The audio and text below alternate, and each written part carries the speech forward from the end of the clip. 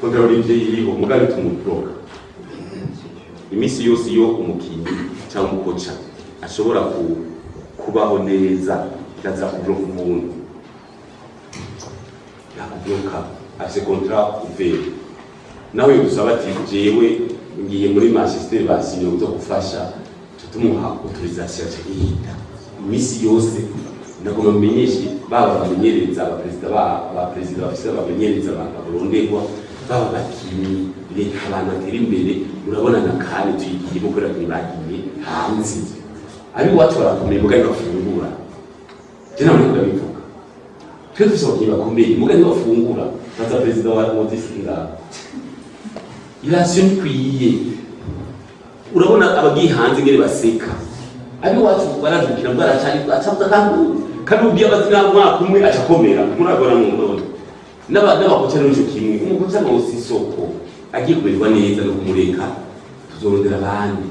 aha bariho umwavuye ku munsi undacaza na rero na Olivier nizomubuza hamwe yoshimwa inyuma ya kane ashobora kontra na club kontra n'ikipe y'igihugu akikira free nta kubuza umubuze cyumuheba ngaye ko turayimira nta n'arizana kuri federation bazogutanga amahera y'intamba nta n'arizana umva rero twifuza tuti iyo umuntu amenyekanye naha twogira chance tubarota abagabo kumishane bakamenyekana bakagenda bakema rega naho uza duke zo gufasha abandi bana rero ico cha niyunge ko ni kontra tugira imyaka 2 mugabo yope ni ya leta y'isiwa muri federation twe turafasha gusa sino ngose kagiye muri leta imigwi